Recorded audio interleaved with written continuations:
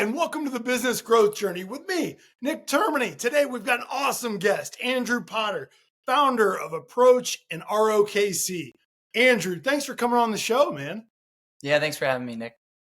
Awesome. Well, fired up to have you on here. So first to get started, Andrew, how do we know each other? A couple years ago, met at Coffee Connect, North Kansas City. Just kind of hit it off from there. Yeah, man.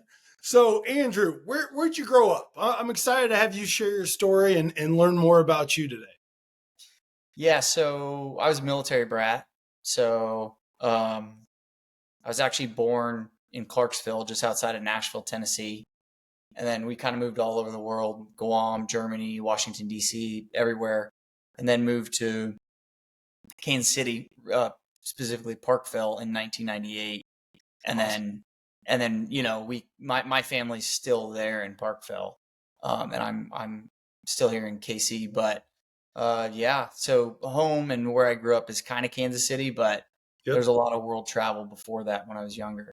Yeah, that's awesome. So where are like some of the places you live? Like, what were the different cultures like? Germany's kind of incredible. People are like fairly chill. People still ride bikes everywhere. Public transportation's just normal. People are active and fit. People are really kind in Germany. That was a blast. Then you got, places like Washington, D.C. that are really fast paced, packed.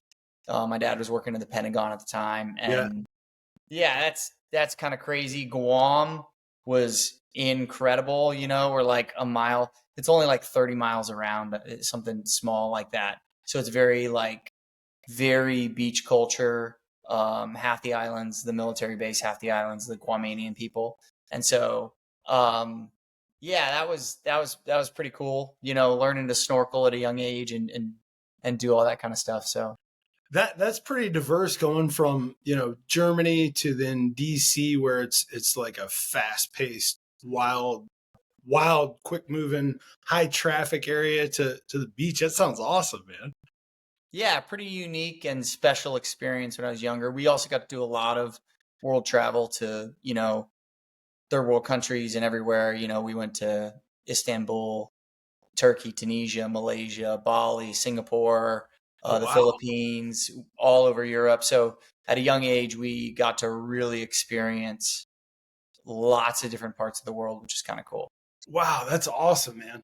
So how would you say that shaped you and kind of opened up your global view? Because I mean, most people, have barely even been to one of those places on vacation, let alone been able to go see the world like that.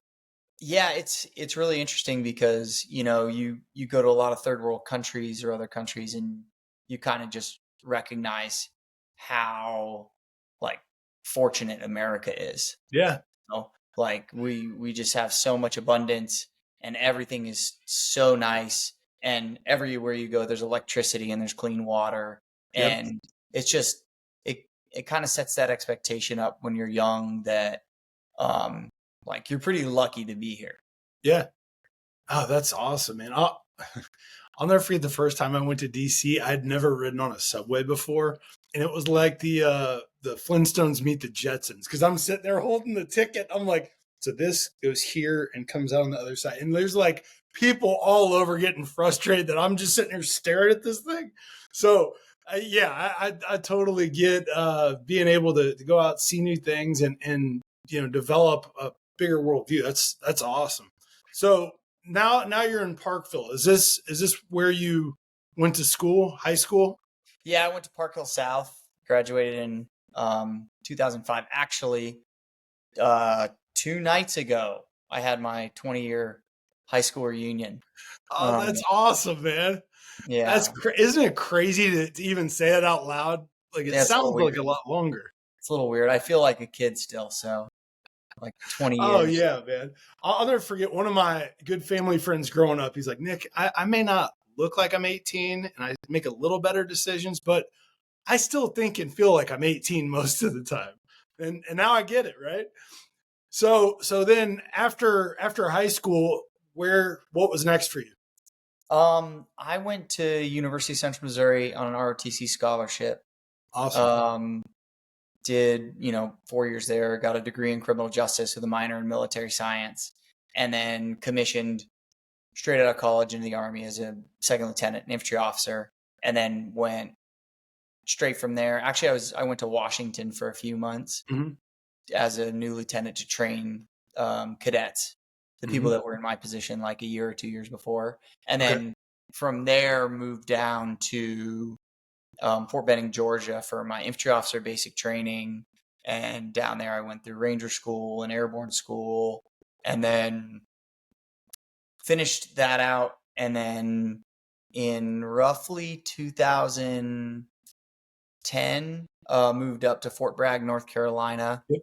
and then became a rifle platoon leader in the 82nd Airborne. Yeah, and then I over the next 6 years, ended up going to Afghanistan 3 times. Once as a scout sniper platoon leader, and then 2 as a U.S. Army Ranger with the 75th Ranger Regiment.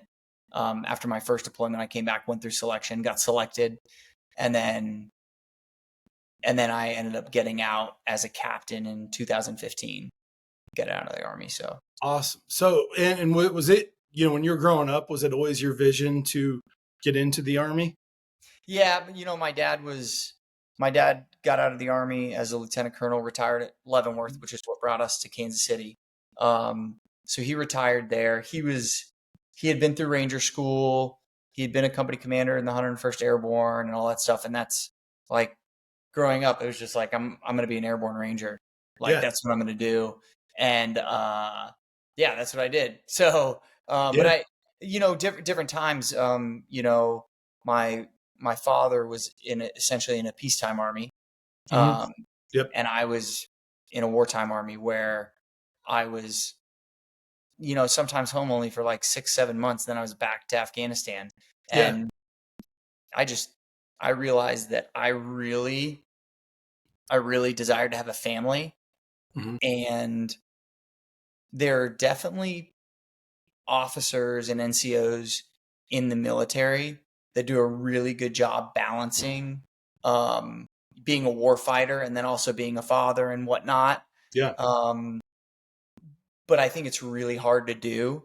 And Mm-hmm. knowing my personality, when I do something, I really go all into it. Yep. So I was like, man, if I'm going to keep doing this and have a family, one of them is going to struggle. Either Yeah. I'm probably going to be bad at my job at work because I'm Yep. focused on family, or I'm going to be bad at being a father and a husband because I'm focused on work. And Yeah. it's just because of who I am. I knew I wasn't going to go to take men to war and do a half-assed job. Yeah. And so, but I wanted a family more than I wanted to be, a high-ranking military officer. So that's what was kind of my decision to get out. So how did that kind of come? I mean, that's a really like huge decision, and like if how did you get to that point? Were you able to see like people that you were in the Army with that had kind of gone through that struggle, or is it just something Yeah, you I mean, learned yourself?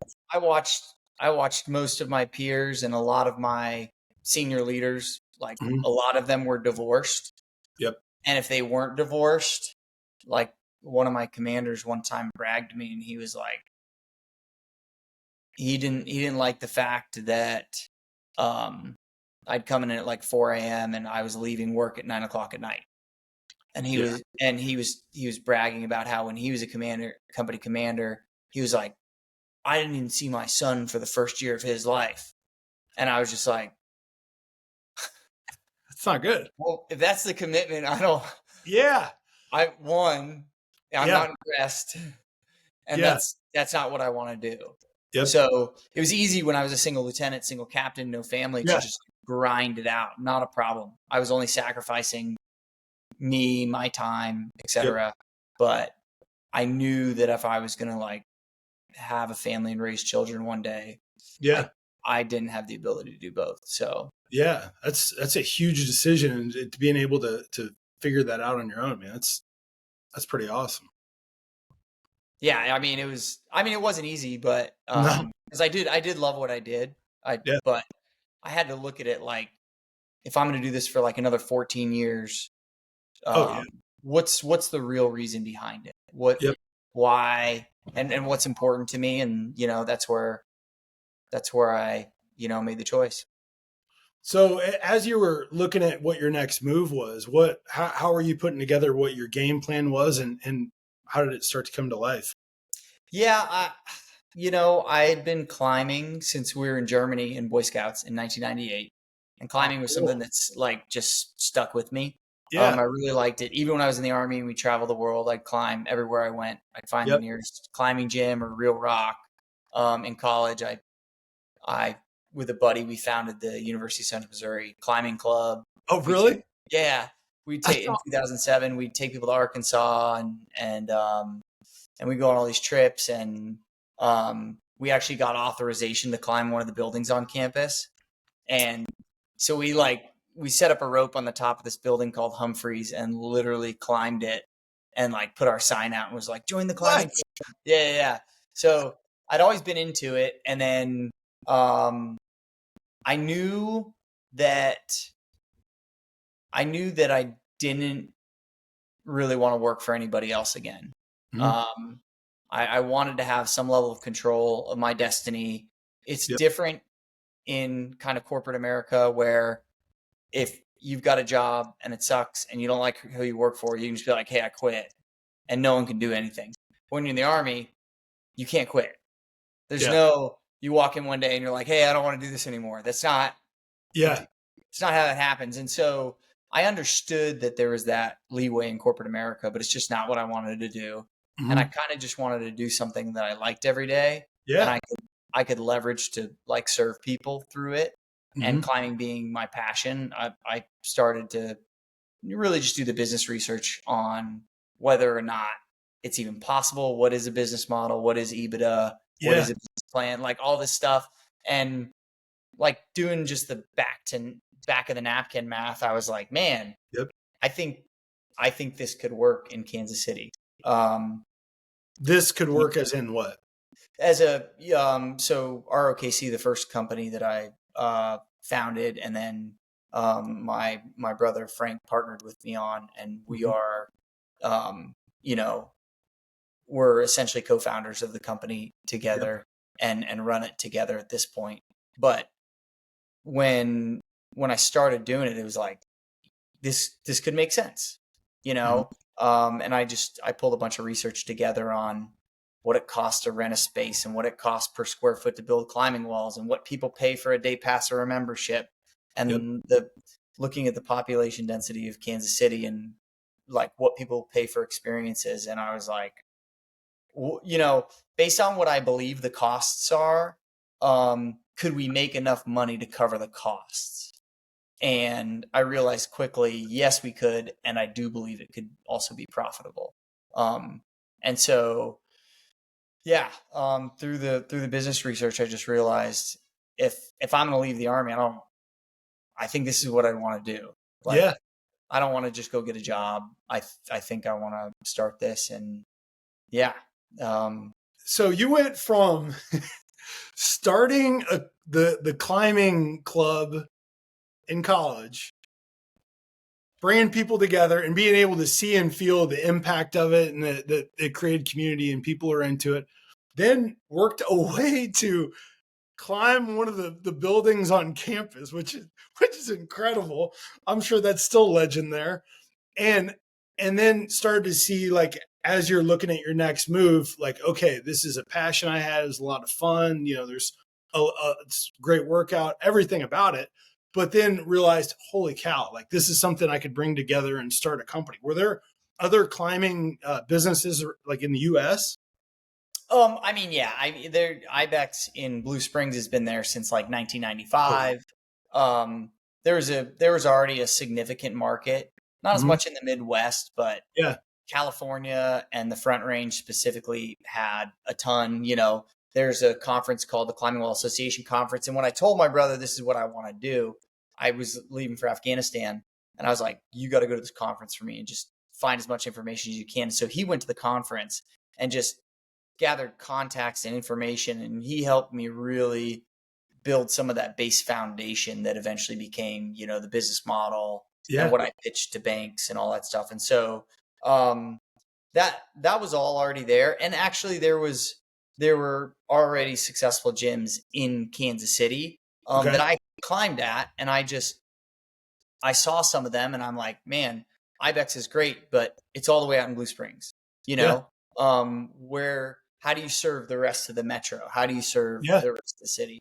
And then there was a company, business called The Cave, which I eventually acquired and remodeled, which is now became our second location. Okay. And it was a facility that I also liked, but it was bouldering only. So it only had 14-foot walls. It didn't have roped climbing, and I really like roped climbing, which is known in our industry as sport climbing. Like that was Okay. my thing. And so I was like, there's no like real good full service facility with rope climbing, sport climbing, yoga, fitness, Yep. like near the city. And it just, from that alone, it seemed viable to me, and then I just had to, build a business plan and kind of justify the model. So, and had you been around, like, was anybody in your family or anybody you'd been around, an entrepreneur or own their own companies? My brother has a pharmaceutical sales recruiting firm that he started, and that was what he did for a very long time. Mm-hmm. But what's interesting about that is, in some ways, he's a one man show. Mm-hmm. Him and his wife did it together, but didn't have employees. He's got all the relationships with all the CEOs of Daiichi and Stryker and Big Pharma and all this stuff. And he's, it's not like a massive 100-person recruiting firm. Yeah. Frank was really, in many ways, like the best at what he did. Mm-hmm. And so he would just get calls from senior executives at these companies, and they'd be like, I need a placement. And he was so good at what he did that he didn't really need like a big organization, and he Yeah. crushed it. But I mean, my brother's a great entrepreneur as well. Mm-hmm. Just a little different than, today we've got 130 employees across our gyms, and, we've got attorneys and massive payroll, and we own real estate assets and stuff like this. And so just Yeah. a different style of operation. Yep. But in many ways, Frank's definitely a really good entrepreneur. So as you were putting together your back of the napkin business plan, what were you, reaching out to Frank? Did you have a lot of resources? Because, as you're explaining it, it's like each question opens up 10 new doors, right? Of questions and contacts you need to make. And like, how were you, gaining the knowledge and like figuring it out as you were going, putting together your plan? So for starters, when Frank went to that Climbing Wall Association conference, he met a guy named Yeah. Rich Johnson. Rich actually founded the indoor climbing industry. Oh, wow. He built the first gym in Seattle in 1987. He still has a really successful company today. To this day, he became my mentor.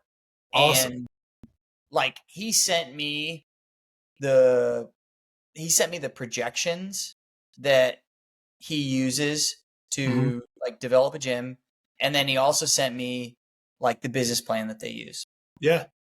And so I essentially took that and I was like, okay, so every piece of this projection is research that I have to do to fill an answer for the Kansas City market. So Yep. whether it was like cost of heating and AC, or cost of electrical or water costs for running a gym, or what lease and rent costs are for a Yeah. gym, what payroll costs should be based on, our minimum wage versus their minimum wage, or what it looks like in Kansas City. And then how much are we going to charge? Seattle market's much different than us. And so those projections that he sent me really helped build a foundation for all the questions I needed to answer. Mm-hmm. And then the business plan kind of did something similar. Because at the end of the day, I had to build a business plan and then, pitch it to banks, because I was going to go get an SBA loan. Yeah. And I had to have the right story, but also the right numbers and, compelling evidence that like we could pay the bills at the end of the day. And so Yeah. what Rich is, I owe a lot of credit to him for, I did a lot of the work to learn the stuff, Yeah. but I wouldn't have known where to start without Rich. And Yeah. so, yeah, Speed to value, right? yeah, oh yeah.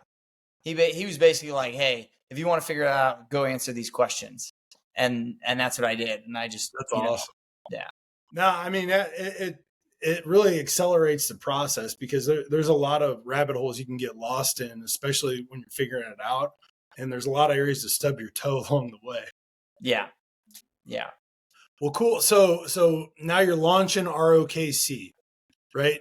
How did you choose the first location, and like when did everything really start to materialize?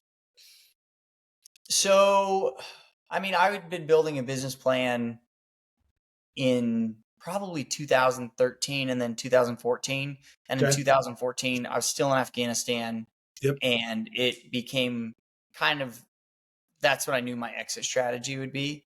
So I Yeah. started really, really diving in and digging in. And then I got out of the Army in 2015, February 2015, Mhm. and came back. And then I was unemployed, and that became my full-time job, was to find a space and find funding. Yeah. And so 2015, I got turned down by like 10 banks at least. And I wasn't finding space. And then we came across this space in North Kansas City. And the challenge of building the climbing gym we wanted to build Yeah. is height. You Okay. need height of a building, but it can't be an apartment building, because an apartment building's got floors in between it, right? Yeah. Got to be like a big open warehouse style building so you can put climbing walls up in it. Yep. And there's just not that many options. North Kansas City's great because it's right close to downtown. It's also great because it's not next to like JCPenney or Dillard's, because those spaces are wicked expensive. Mhm. You put a climbing gym on the plaza and there's zero chance it ever makes money. Like Okay. you Just could, the rent alone. yeah, I mean, you've got so many expenses with regards to payroll and the size of the space. Mhm. Like North Kansas City's what you'd kind of consider like a mid-size facility. It's 20,000 square feet. Okay. Our Olathe facility is like 40,000 square feet, and Okay. that's considered a bigger gym. Yeah. But if you're trying to get 25,000 square feet on the plaza, and then you've got payroll and all this other stuff, it's just like, and the parking would be a nightmare. So North Kansas City was nice because it was a little more industrial. It had the ceiling height we needed. Rent wasn't going to be astronomical like you see in these like retail spaces. Yeah. And so, yeah, it just it all kind of came together when we walked that building. So, I mean, and the building wasn't super desirable, Mhm. when we got it, but we looked at it like, hey, we can definitely like clean this up and work with this. It's just going to take some sweat equity. So yeah, as that came together, what was step one the day you took over the space? Because I mean, you were Demo, in there swinging the hammer too, right? demo, like it actually was an airsoft facility beforehand. Okay. And there's a few jobs. I've done a lot of things. I mean, I've fixed toilets, Oh and yeah. I've done a lot of like fabrication and welding and cleaning gross stuff and stripping paint, like all the stuff that's just not fun. But one of the worst jobs I had to do was sweep up these like million airsoft BBs, because they don't like to sweep up. They don't really like to vacuum up. And Yeah. then you like slip on them. So I'd constantly be like trying not to blow my knee out. And I'd be like doing demo and slipping on these airsoft BBs. And I was like, dude, I can't, I need these gone. So that was like step one, was getting out all the old, Yeah. junk, and just like filling dumpsters and getting the space clean. And that was, yeah. But I was in there doing just, yeah. I mean that's a part of the story, right? Is people see where you are now, And a lot of times they don't know the sweat equity that went into it, that you were cleaning the toilet and battling these little airsoft BB like things, right? Like there's a lot more that goes into starting a company to get it off the ground. And on, one of my previous podcasts, one of the guests was saying, he's like, to get a company started, it takes all the fuel in the jet to get it up off the ground. And once you get up above the clouds, then the ride's a lot smoother. He's like, but it takes everything to get started. And as you were going through this, what was your mindset, and like how are you keeping your vision in sight as you're doing all these different tedious things too, right? Because this is backbreaking stuff. Yeah, I mean, being an Army Ranger and doing some of the things I'd done before, there was zero chance that I was going to do anything as hard as I'd been Yeah. through before. So I was used to the grind. I'm not worried about working hard for things. Yep. And it did suck, but I also just realized, like, you just have to embrace the suck. Like, you just have to understand that this is what has to be done, and hopefully people walk through the doors at the end of the day. Like, I'm not giving up before the finish line. Yep. But I also had, a wonderful wife behind me that was supportive. Yep. Like the things that people typically don't see or know is, like, for 6 months I was doing just kind of gross, hard construction. And I'd come home at typically between like 11 o'clock and midnight. And then I'd need to be there by like 5:30 a.m. to unlock the doors for the contractors to get in. Yep. I'd typically get home and I'd probably missed a meal or two. And for me, it was one of those things where it was like, do I want to shower or do I want to eat food and get more sleep? Yeah. And I was like, I'd rather eat food and get more sleep. Yep. So when you looked at my side of the bed, it was like gross. It was like my pillowcase was just brown because all the dust. I was just like, I'd rather have 30 minutes more of sleep. I'm like, than I would like shower. And that's that story I told you. Yeah. When I was at the gas station with my wife one day and we were still in the middle of construction, and that guy walked up and said, "Is this man bothering you?" And she's like, "No, that's my husband." Oh, that's great, man. How long did the beard get? It was about a fist, full fist. Oh, so yeah. That's a real beard. yeah, I had a real beard. I was just in the thick of it and focused on the most important things, which were feed myself. Yep. See if I can get a little bit of time with my wife every day. See if I can get extra 30 minutes of sleep and get the work done. And so that was definitely a grind doing that. But for me, it was just, I don't know. I didn't really think twice about the fact. It was just what had to be done. I was just gonna. No, that's a great breakdown of like your mindset and how you literally broke it up of, I could be sleeping, showering, or eating, right? Rank them and take care of the most important first, right? That's great. All right. So how long did construction take? And are you starting to take on members before the doors opened, or what was the opening strategy? Yeah, we did pre-membership signups, a couple months before, and construction took up until the day we opened. I mean, we were still doing like touch-ups and stuff on, opening day. I think 3 days before we opened, we had concrete floors and they just didn't look great. So myself and one of our who ended up becoming our general manager, Carol, we mixed like new concrete to patch a bunch of the floors and do this stuff. But then it just looked like this patchwork. And so I did some research and found that you can acetone stain it. Okay. And so like 3 days before we opened, my wife and I were in there at like 2:00 in the morning with masks on, acetone staining like 10,000 square feet of concrete. So it was like the smell from the acetone had just gone away when we first opened.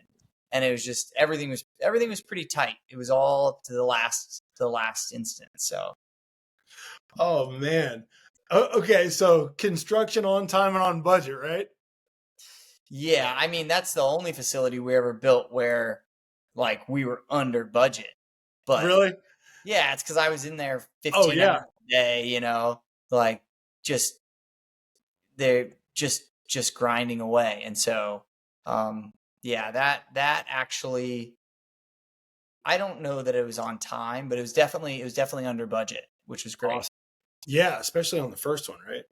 Yeah. So then as you're looking to, you're getting ready to open, have you started to hire your team as you're, pre-selling? Like what's the skeleton of opening day and as you're launching getting Yeah, we what? opened with like less than 5 employees. Uh, And so because I think I worked the front desk like the first 8 months. Um and a lot of those were double shifts, like uh-huh. open to close every Yep. Saturday, every Sunday. Um in the first 6 months, I believe I took like one legit day off where I just like didn't go to work. And Yeah. that felt really weird to be like, I'm not working Oh today. yeah, you're already conditioned to go, man. Yeah. So and then after that it got a lot better for me, like my social life, my married life, because Yeah. we actually had a team that was growing. But I mean, from the beginning, it was about five of us, um, and most of them I met through like the online forums and the climbing community, and met them at Yeah. a coffee shop and interviewed them, and then brought them on. So and about two or three of those employees um, did help with construction in the very beginning. So they were hired a few months before, maybe even as close to 5 months before we opened. And Yeah. so they helped with kind of everything, and then they built programming or worked on other stuff. So yeah, I mean, it was a really small team to start, especially compared to where we are today. And I wouldn't say operations were dialed, but considering I'm in there every single day, Yeah. they didn't need to be dialed like they are today. Yeah. So Yeah. And so with your team, I mean, you mentioned that they were in the different forums and in the climbing community. Do they have the same kind of passion towards climbing? And is that something that you see a lot of with your team? yeah, and I mean that's really how we started, and there are definitely key positions in our organization where like climbing has to be, you know, like something you're really passionate about. Yeah. Um, that being said, some of the greatest staff we have are not necessarily climbers. Um, Now they understand how to manage risk. They have a really great understanding of climbing. They understand how to see if there's an issue in the facility, and how to mitigate risk throughout the facilities. But at the end of the day, what they're great at is just serving people. They're Yeah. great at customer service or customer success. And so we don't necessarily look for people with climbing experience, because we Mhm. can train a lot of that. What Yeah. we can't train is for you to be a good human and Yep. serve everyone equally no matter what. And we just want people to come into our facilities and feel like they've been taken care of, no matter who they are or where they come from. And so you don't need to be a like great rock climber to do that. Um, but if you want to be an instructor, we can also train and get Yeah. you to a place where you can teach. Yeah. That's awesome. So as you were getting started, when did you start to remove yourself from being in the operation at North Kansas City day to day where you're working the front desk? It was 6 to 8 months where I finally went from, working 6 or 7 days a week in the facility to where maybe I only pulled 3 or 4 shifts Yeah. in the facility. But I'd still be in there every weekend. I mean, during busy hours, I'd always be swinging by. Um, and it took probably a good 2 years before I was in a position where I could kind of, step away and really do other stuff. Yeah. So, and as you're building up the first one, did you already have a vision that you wanted to get to multiple locations, or was it just all about the first one in the beginning? Yeah, I always believed that by year 3 of the business, we'd be looking at opening a second location. Okay. And we opened the first location in 2016. I think we launched the second location in 2018. And then the third location opened a week before the shutdown in 2020. Oh man. So I thought we'd be, opening a second location, or maybe starting to think about it by 2019. Hmm. And by 2020, we were opening our third. And so it just, it kind of took off on its own a little bit. And yeah, it was wild.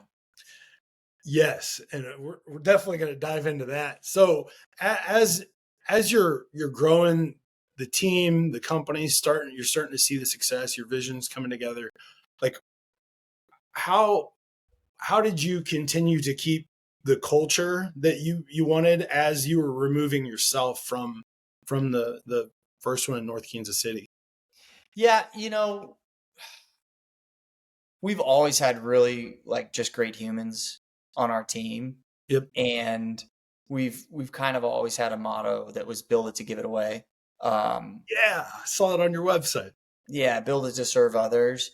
And I didn't mention this earlier, and I probably should have, but one of the reasons behind starting the business too is, as a veteran, I suffered pretty badly from post-traumatic stress, and climbing was one of those things that really served me, Yep. because when you're climbing, it's kind of a form of active meditation.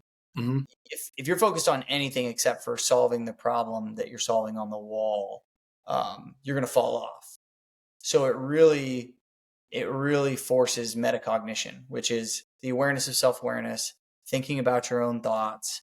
It Hmm. really forces you to focus on just you, and it kind of blocks out a lot of the other BS. Yeah. And in some ways, it gives you a really nice mental break Yeah. from your own self-destruction. Yeah. And so climbing's always served me well like that. And I always believe that if it can serve me like this, it should be able to serve other people too. Yeah. And so that was part of one of the goals as well. And so yeah, our team and our staff are, a lot of them are very service driven individuals. Yeah. And they like what they do. They like serving the people that come in the doors. And so it it comes down to just, hiring people that are good humans first, Yep. and climbers second. And if we focus on that, then I don't have to stress about it. Yeah. So as you started you had the vision for the company, you got it started. You're you know pulling doubles and sitting wearing every hat in the job. How did you grow as a business person from the beginning to then, like as you started to remove yourself? Because it's a totally different ball game when you're in scrubbing the toilets, like you were saying, where you're doing everything you can, to then being able to have the team take it on, where you shift into more of a entrepreneur, owner, leader role. Yeah, I don't know that I ever was really focused on being a business person. Um, Hmm. and coming from my position in the army, um, Yeah. I had already been a leader with insane responsibility. Yes. So for me, it was always leadership first. It was always build the team. My goal was to never micromanage anything. Okay. So allow people to make mistakes, grow as leaders from that, and Yep. then become a better version of themselves. And so um, I allowed a lot of big mistakes to happen. And then my team learned from it and they became better. And then I didn't have to worry if they were going to make the same mistakes twice, because I watched them grow as leaders. I watched them take on and accept responsibility. And then I watched them be like brutally honest about what they screwed up. So, Yeah. my staff, if they make mistakes, they'll just call me first because they don't want me to hear it from anybody else. And they'll be like, hey, I did this. Yep. This is what I'm going to do to fix it. That's a And this high is, level of accountability. yeah. Yeah. So, and that's the thing is they know they're not going to get destroyed by me over it. I Yep. I have this belief in about failure, and I only believe in one form of failure. And that is if you make mistakes, you screw things up, or you're imperfect, and you learn nothing from it, then you have failed. But if you screw things up and you make mistakes and it doesn't go perfect, and then you learn from it and become better, that's not failing. That's just life. That's growth. Just go make your mistakes and then learn from it and become a better leader, become a better person. And then I don't have to worry about it. And so because I've allowed my staff to make those mistakes and I haven't stopped them from being imperfect, most of them have like truly leveled up as leaders to where I don't have to stress about it. Like if there's an issue, I know they're gonna call me. If they really need me, I know they're gonna call me. And the other thing that I really harped on my teams were, don't bring me your problems, bring me your solutions. So instead of coming to me and being like, hey, this happened, what do I do? They come to me and they're like, hey, this has happened. I wanted you to know about it. And here's what I would like to do to correct it. I've got a couple options for you. This one, it fixes it long term and it costs the most. This one fixes it for a decent amount of time and it's not perfect, but it could work. And then this one's a Band-Aid, but it's not going to last. And this is how much they cost, and this is what we're going to have to do. Like, what do you want to do? And now I don't have to like go solve the problem for them. I just have to make a decision as a leader of how do we want to invest to fix this? And so my leaders have become really good at that. And it's just, I mean, for me, that a lot of that came from the Army, just having extreme responsibility and not micromanaging my team, but developing them into leaders so they could make decisions that I would make. And so that was really helpful as I moved away. But I was never like, oh, how do I run a better business? I was just like, I just want to build the best team possible. And then give them the leadway to be decision makers. Well, this is gold because, you know, most people obviously don't have the experience you have from being in the Army and the high level of leadership, you know, training and real life application at the highest level. And so they're learning along the way. Right. And so they may know a little bit about business or a lot about business and get in, start a company, and then hit the phase where it's like, oh man, now I've got to grow from being the doer to a leader, where your experience is like reversed, right? Like where you started out at the highest level of leadership.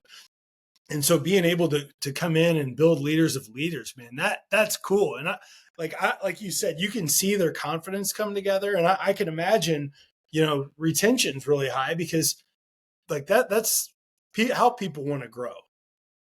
Yeah, no, I mean, what's crazy to think about is we had this event a long time ago, and this college kid came to the event, and he's wearing a UCM climbing club shirt. And I'm like, oh my gosh, this is so cool. And he's the president of the club. Really? And he's like, hey, I'm studying like sports science or management. I'm not sure what the degree is, but part of it is to like do an internship. And he goes, I want to intern for you. Yeah. So his like junior or senior year, he became my intern. And he became my intern. And then over the summer, he came and he got a job and he worked at our facilities. And he was still young. You know, he's getting out of college. He's like 21. And, but by like 2020, as we were opening Olathe, it might have been 2021. I think he did. He's now and today is our general manager. He runs all the Kansas City locations. His name David Van Bolkenberg. He's an absolutely great leader. Like I trust him with anything. But you know, he came to us when he was 19, 20, became my intern and just and went with it. And I mean, I've seen him make a lot of mistakes, but he's an incredible learner.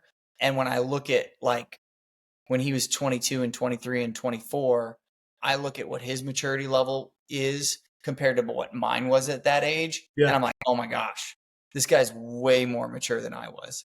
Like this guy's amazing. So, yeah, it's wild to see that and to have watched him grow as a leader.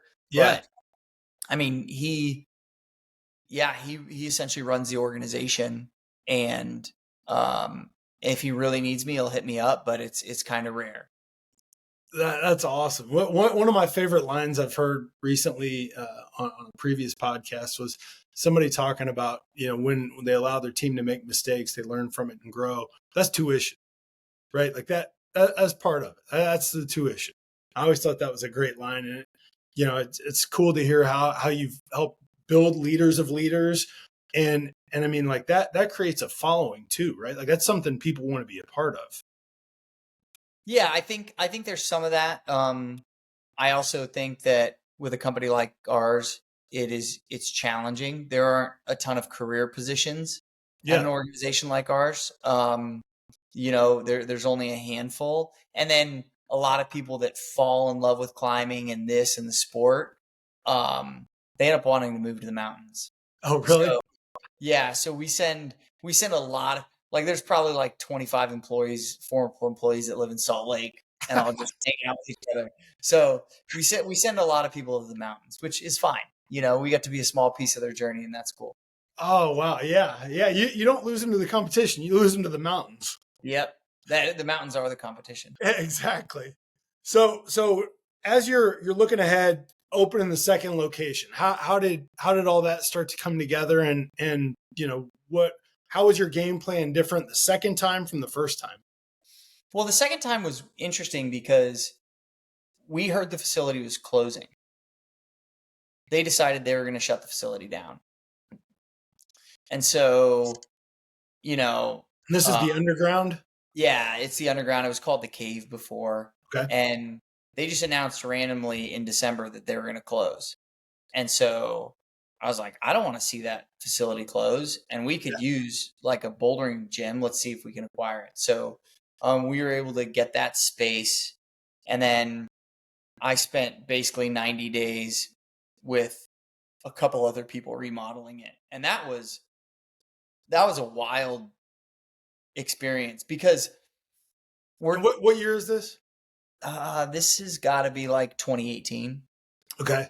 And so what's really interesting is it might have been 2019 even, but what's really interesting is this facility is 10 stories underground in the caves under Kansas City. Okay. And I was similar to North Kansas City for a 90-day stretch. I was like, babe, I'm doing it again. And I went into grind mode, and I'd leave at like 10, 11 o'clock at night, and I'd go in at like 5:30 a.m. But because it's 10 stories underground, for like 90 days, I never saw sunlight. I would take my lunch down with me, and we would just go hard all day. And it was like, I'd get in the morning when the sun was still down, and I'd leave at night when the sun was up. Yeah. And I remember there was a time in winter where I went one morning and it was like kind of chilly. It was winter. It was chilly, but it was like there was nothing happening. And then I left and there was like 6 inches of snow on the ground and I had no clue. And it was like driving into Narnia, just coming out of this cave. And so that was, I mean, it was quite similar to North Kansas City, that grind down in those tunnels. Oh, yeah. But yeah, a little different just because it was a shorter time period. And so what happened to your eyes the first time you saw sunlight? Was it just like this crazy moment? I think I almost cried.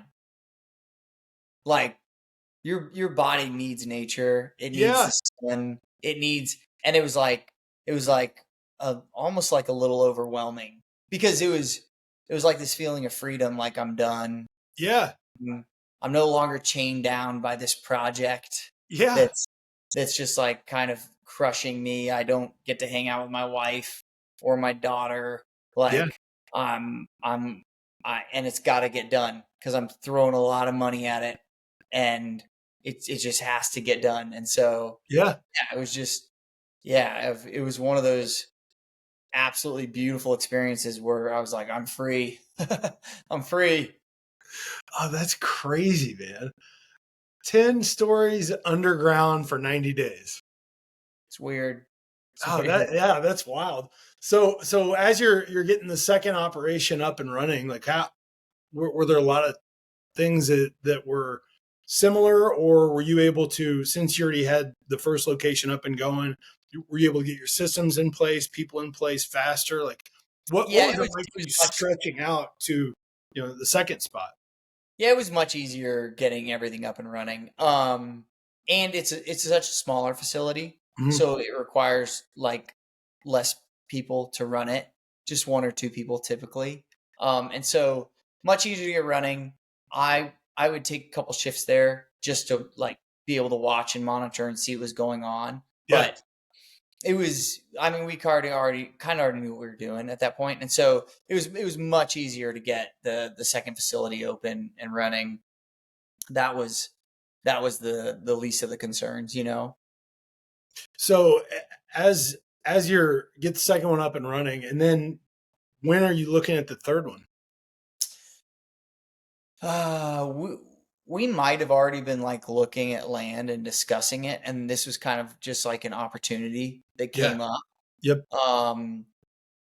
But the part of the goal there was to prove the model, make sure that this thing doesn't lose money, Yeah. and then if it is seeing success, push towards Johnson County, Mhm. where because we had already, I mean, at that time too, and I know we haven't talked about this yet, but um we'd already built and launched, our software product, and we were leveraging data from it to see where people were coming from, to build heat maps and all this stuff. And we could already tell that we had so many people coming from Johnson County and visiting our gym and traveling, but Uh-huh. then not buying memberships, probably because it was too far. So we Okay. already knew we had a ton of people Yeah. um, That's coming. great info. Yeah. And so that's where we're like, we think we could do this and not cannibalize our own facilities. And Yeah. that's when we kind of started looking for land and real estate. And yeah, I mean, that had to be in that same time frame, late 2018, 2019, Okay. because maybe even no, probably it was probably 2018 because we opened like in 2020, Yeah. first quarter. So and these things take a year. Hmm. And where did approach? You mentioned your software company. Where did that fit into the mix, and what was that like getting started? Yeah, so we founded the company in 2018, and there was a legacy product on the market. It's been there for 15 years. Everybody used it, and I just didn't like the product. Mhm. Personally, I don't think it was a bad product. It was just, at the end of the day, it was already a little bit dated, and I could just see that in 15 years I'd be on a 30-year-old product, you know. Um and Yeah. and nobody seemed to be, well, nobody was doing anything about it. Nobody was Yeah. doing it. And then you looked at other products like MindBody, or things that are built for the wellness space, and they're not built for climbing, so you just have to do a ton of workarounds. Okay. And um started doing the research and thought, man, what if we just built our own product and then sold it to the industry and competed with the big competitor on the market. And so we founded the company and started moving towards building product, and then we went live on the product in, like, I want to say February of 2019. And Okay. then we sold our first client outside of my company Yeah. in late 2019. And So, and what does the software do?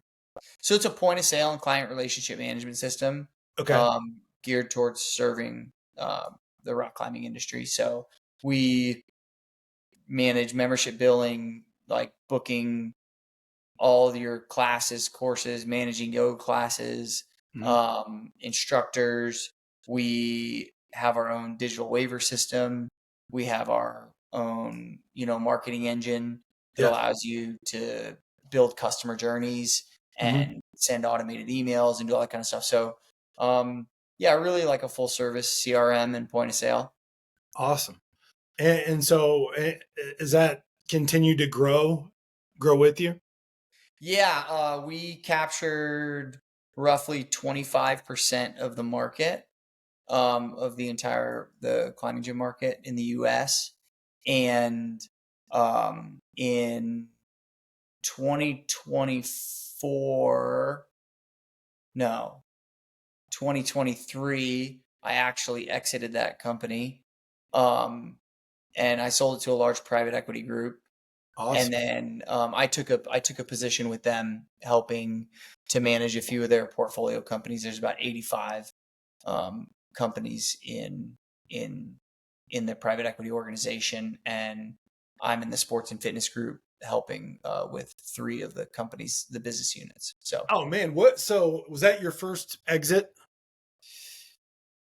yes, that was my first exit. That's another crazy learning lesson, right? Like what was that like going into it that you thought, and then what kind of things did you learn about selling a company through that process? Um, honestly, they did a really great job.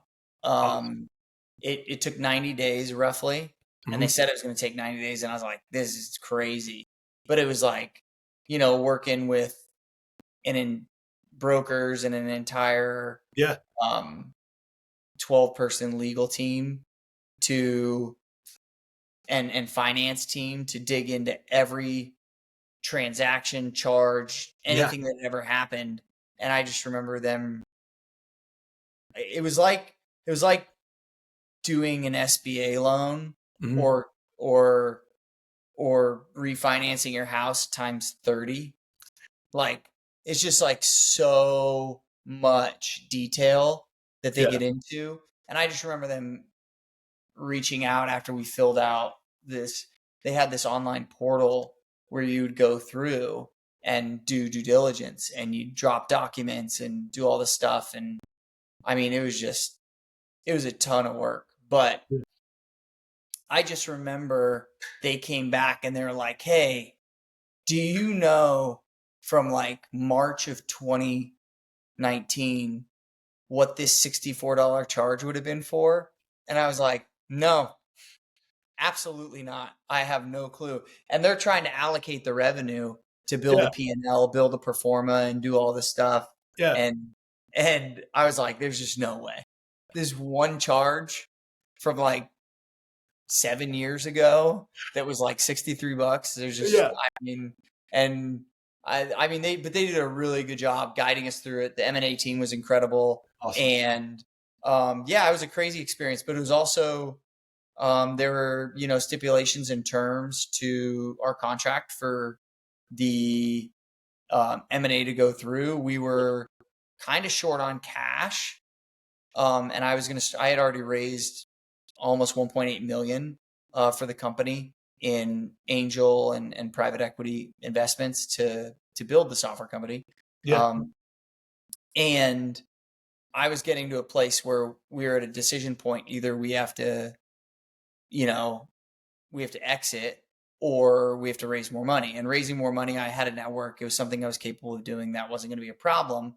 But because we had done 90 days of this M&A stuff and we believed we were going to be selling, I Yeah. wasn't raising money.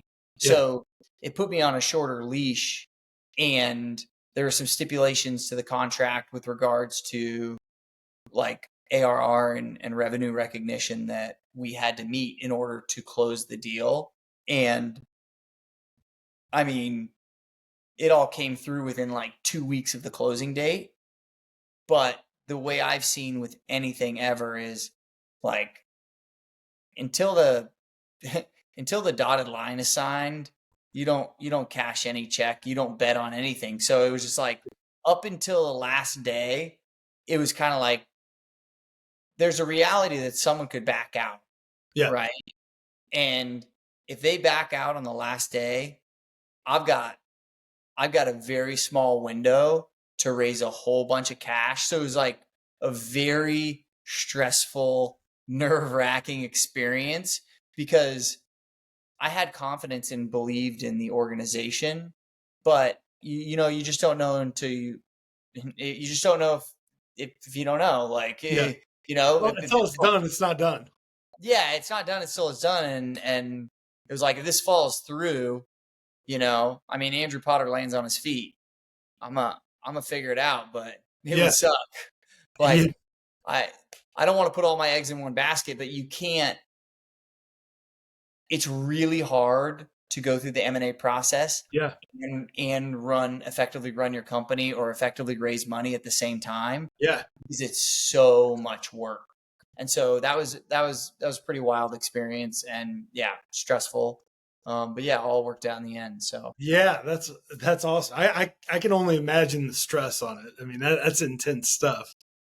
yeah. Uh, okay. So now you're opening your third location. You mentioned it was in 2020 during COVID. Could you share that part of the story?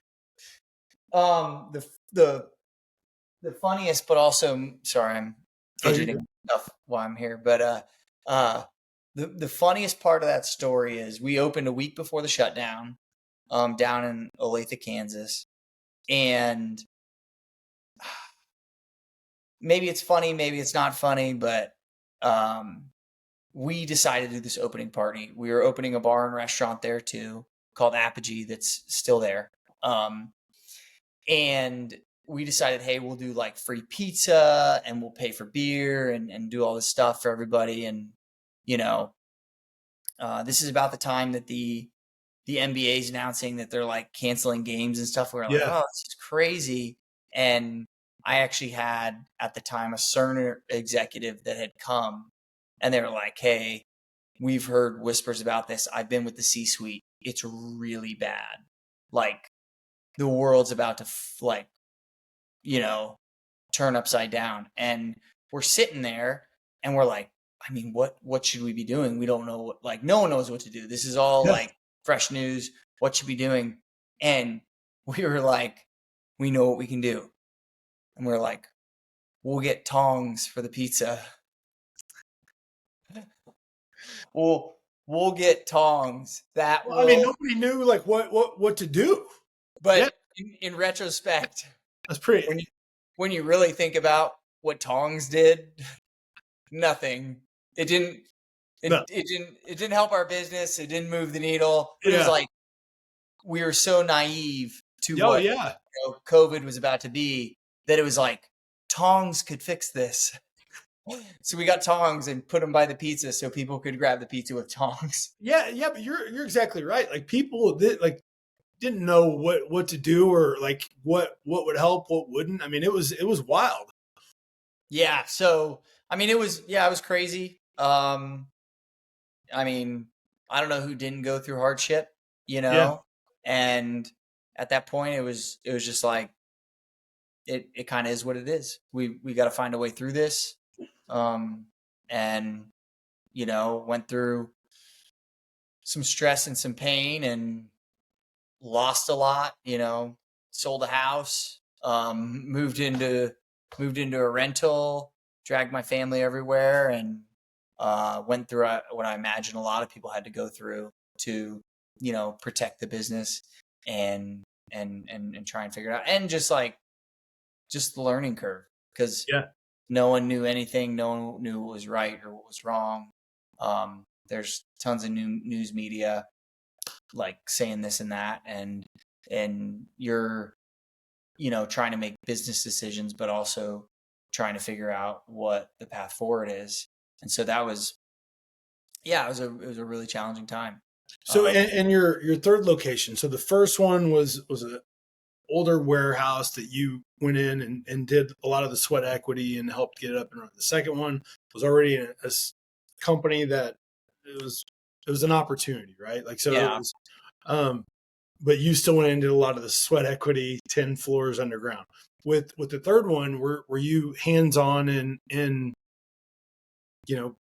building it, or what Oh was yeah, the process like to, is it a ground up? it's a ground up building. It's like 40,000 square feet. Yeah, this is totally different experience. Yeah, you got to think like 40-foot ceiling height in North Kansas City, but 50 feet in Olathe. We've got 9,000 square feet of fitness there, a full coffee shop and bar, a Wow. full retail space, which actually at this moment we're about 2 weeks away um, from launching what's called RoKC Kids, which will be the new business that goes in the retail space Cool. after our retail partners moved on.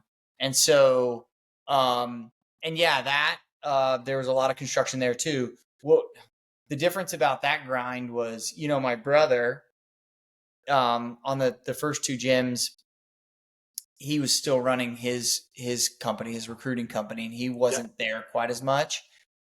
In Olathe, he like took the project on. He went hammer time because I was still building software company. Okay.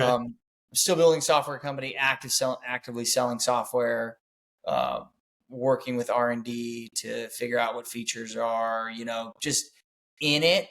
And so I was working from like 8:39 a.m. to like 5 p.m. on software. Mhm. And then I was having dinner with my family, putting my kids down. Yep. And then at like 8 o'clock, I'd race down to the gym, and then I'd work there from like 8:30 to typically like 1 or 2 a.m. Yeah. And then I'd race home, sleep for a couple hours, wake up and do software. And that was about 6 months of that.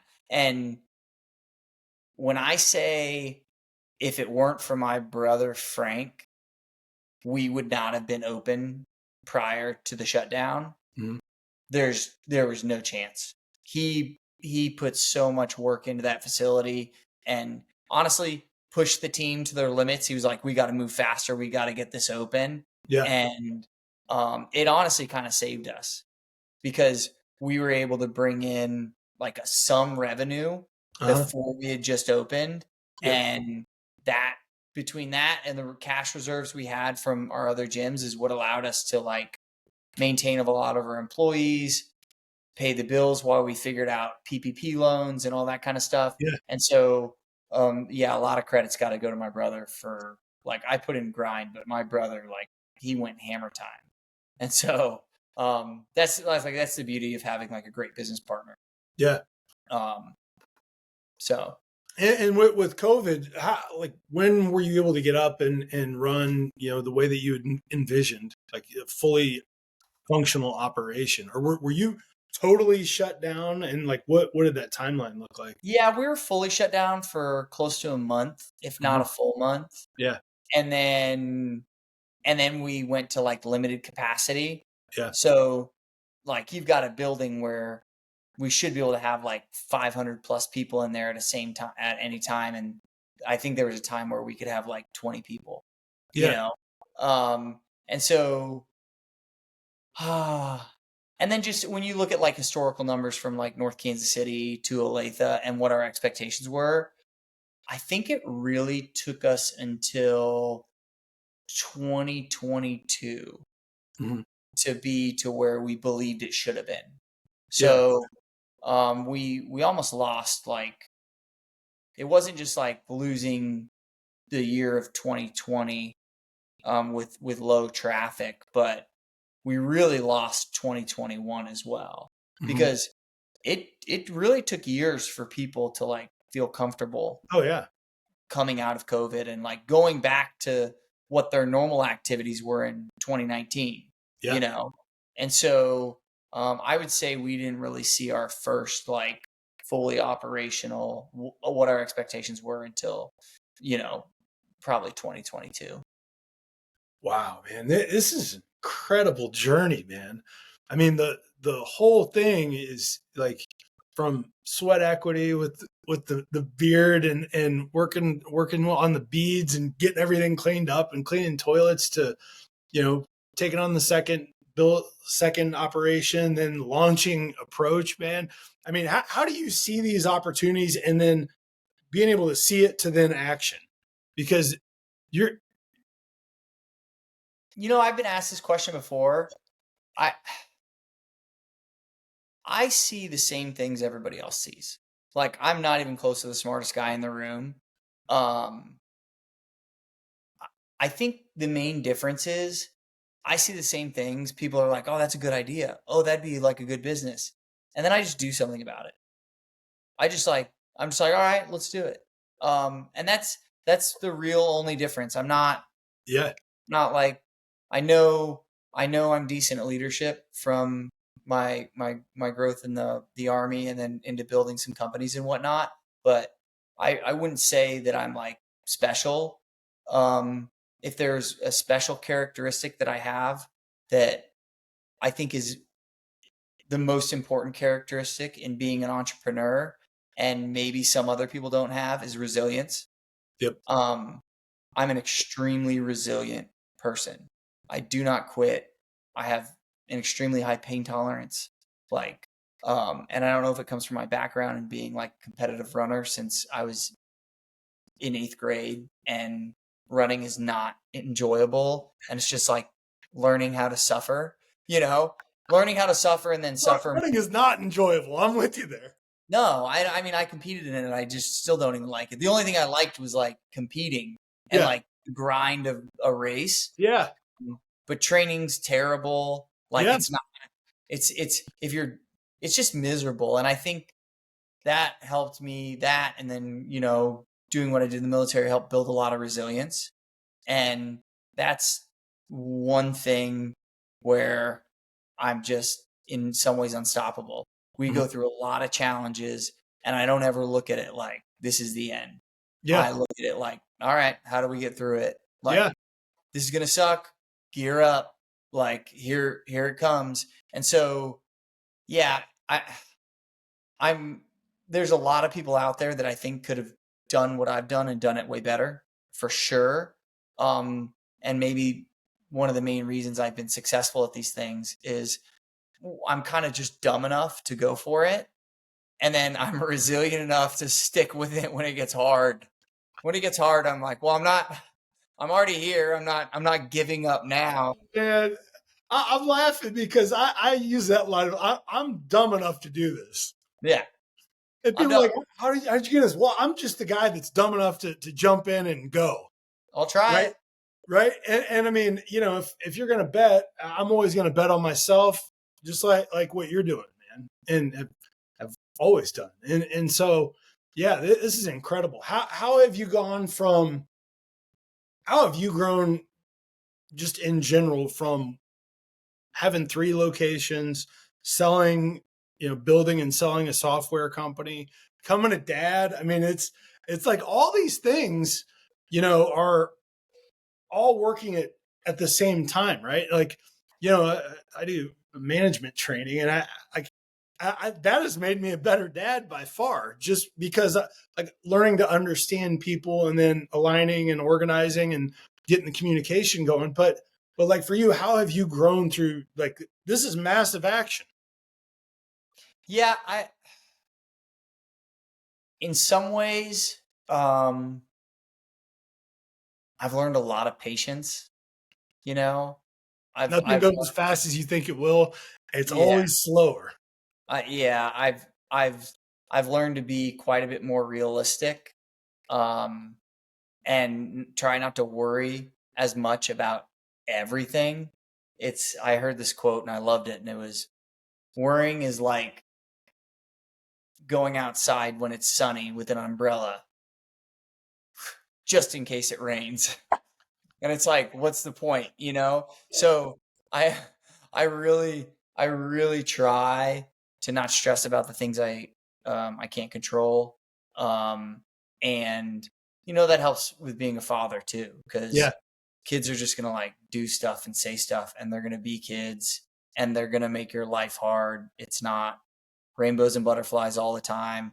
And then you get these beautiful moments with your children that are Yeah. like, wow, this is why I'm a dad, because Oh, it's this is crazy. incredible. It is. It is. I mean, like just over the weekend, my son worked on something. He's like, "Dad, you taught me that." And I'm like, "Poof."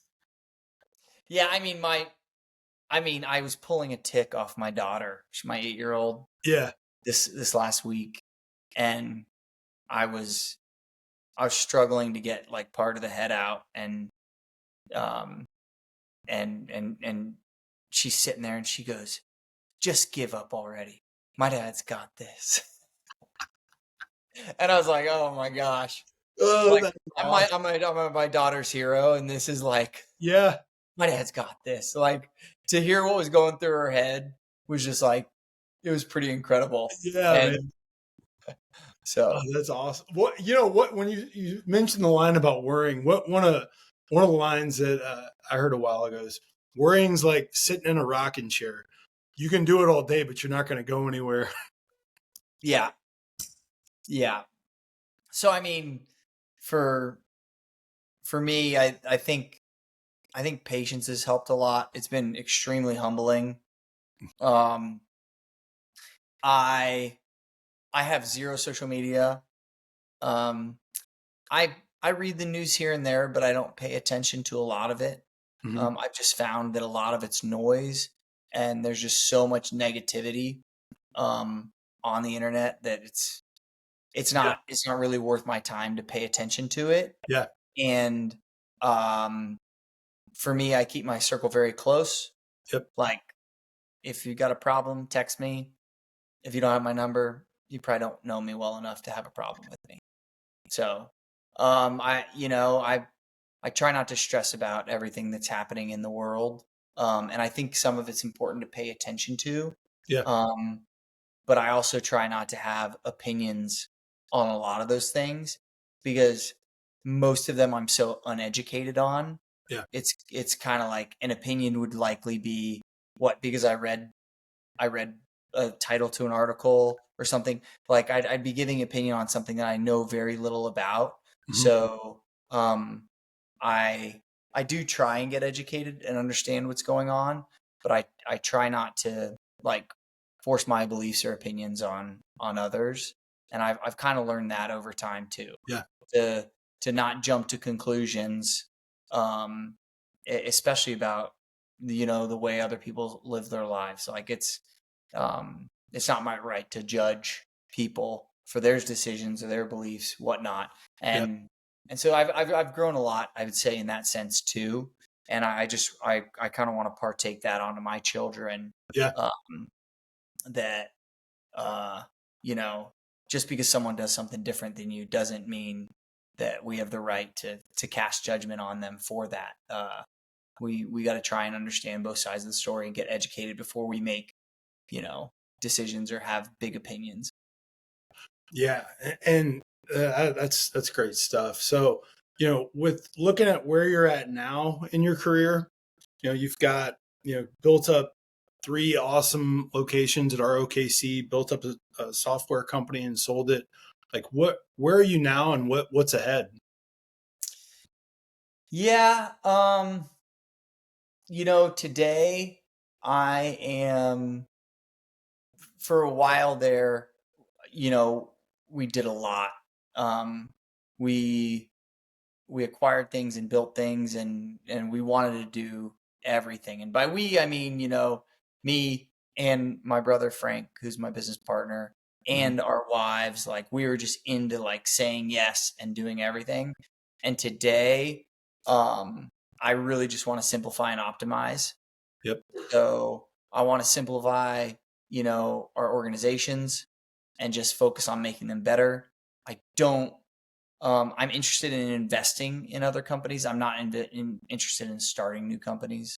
I'm not invested in like getting into new industries and building from the ground up. I see what it takes to build a company and do it well, and I see how easy it is. I see the bullets we dodged Mhm. um, Yeah. to not fail or not go bankrupt, etc. And um, so I'm at a place too with 3 kids and and whatnot that my appetite for risk is less, and Mhm. so I'm not trying to leverage everything I have on the next idea. Yeah. So I'm really careful. Uh, and yeah, the my goals now are to not necessarily slow down, but to simplify what we have, make really wise decisions for our organizations, and focus on growing what we have, and focus on making it more efficient, and just continue to serve the people that we already serve. Awesome. And serving the people, that's another area that I've seen you guys do a lot of good work is, with the different organizations that you work with that have a Yeah. good So community impact. Could you just talk about that a little bit? yeah. So being a veteran that suffered from post-traumatic stress, I originally founded a nonprofit, started as a suicide prevention program for veterans and first responders Mhm. called Warriors Ascent, which is still local in town, but it eventually morphed into another organization that I'm still involved with called the Battle Within, that does the same work. Yeah. And we serve veterans and first responders um, locally and from all over the country. They'll come in, and the beautiful part is it's a 5-day program, and veterans don't have to pay for it. First responders don't have to pay for it. They just have to get themselves there. So the you know that that works important to me, just because I've I've I've had a lot of friends that have taken their lives from after going to war, or after being through they've been through. There are a lot of people, from our first responders to our firefighters to police officers, who do suffer from post-traumatic stress. Yeah. And it's sometimes it can be stigmatized in our culture, and then in like that 21st century male culture. Like what I was always taught in the Army was, like, you don't go ask for help. That's a sign of weakness. And what we found through serving our organizations, or serving the people through our organizations, is that like asking for help is actually a sign of strength. It's recognizing a weakness that you can better, and then going to get help. And what we found through a lot of people that come through our programs, we had a Vietnam veteran that kind of famously said in one of our programs after one of our activities, they said, "What's a piece of advice you'd give to some of the younger generations?" And he said, "Don't wait 50 years to do this work." you know like and so yeah, that's important to me. I think it's hard to make an impact in a ton of different ways, Yeah. but this is something I understand because I've lived it. And so if I can use our organization or my time to help make an impact, I'm happy to. Yeah, man, that's incredible. So Andrew, to wrap up, what is some advice that you would offer someone that is either starting a company or scaling it up or even looking to exit? Yeah, I think if you're looking to start a company, um you can find out really quick if that company is or can be successful. Yeah. Um, Part of that is figuring out the TAM, the total addressable market, and then asking yourself, how much is it going to cost to run this company? What's the TAM? And if in order for your company to be successful, you have to capture 50% of the TAM, that's probably going to be really hard to do. Yeah. But if you're building a company, and to be really successful, you need to capture 0.5% of the TAM. Yeah. Or if you're building a fitness facility and there's 1.34 million people in the metro, Mhm. and you're looking at a certain demographic and you need to capture 400 members, Yeah. and in this drive radius, you create an experience that can bring people, you can find out pretty quickly. And you just kind of got to give it the sniff test, in my opinion, if it's potentially a good business model or not, and then really build the business model to make sure that your goals are reasonable and actionable. Yeah. Can you actually sell this product? Mhm. uh, for those looking to exit a business, I think it all kind of depends on like what your goals are. You can always wait longer. You can wait another 3 years, keep grinding it out, and it's probably worth more money. There's also a potential that in 3 years a competitor built using all AI in 8 months starts to take a big chunk. So, selling actually de-risks you because depending on the market you're in, you're not at risk of competitors coming in and taking market share. You're not at risk of some global event happening that would actually crush a business like yours. So I would say the important thing to ask yourself is, if I'm going to stay in and not take an opportunity for an M&A, why? And then if the why is because you just absolutely love what you do, right? That's a great why. If you just love what you're doing, keep doing it. But if you're like, well, today my company's worth 10 million, but in 2 years it could be worth 11, I mean, to an extent, what's 2 years of your life worth to you? Yeah. And are you willing to just hate what you do every day, or continue to grind or continue to add risk, for a big maybe? So I would really focus on what's the why for why we're selling. Mm-hmm. And then, is that a really good reason to make that decision now? Yeah. And so those are the things I would really look at. Because you could actually sell your company, sell it for way less than you ever imagine. And if it makes you a better father and takes a level of weight off of you that no money could have ever replaced, then it's probably a great decision. You just have to really look at your priorities and see why it's important to you to make that decision. Andrew, this is gold. Thank you for sharing that. So to wrap up, how do somebody looking to climb, how do they find one of your locations at RoKC? Yeah, you can go to climbkc.com. You can find, I think our social media handles are RoKC Climb. But if you look up RoKC anywhere on either social media or on Google, you're gonna find our 3 locations in Kansas City for sure. So yeah, they're awesome, man. Well, Andrew, thank you so much for being on the business growth journey with us. yeah, it's been great. I appreciate it. I love your energy, Nick. Thanks, man. You too. This is good stuff.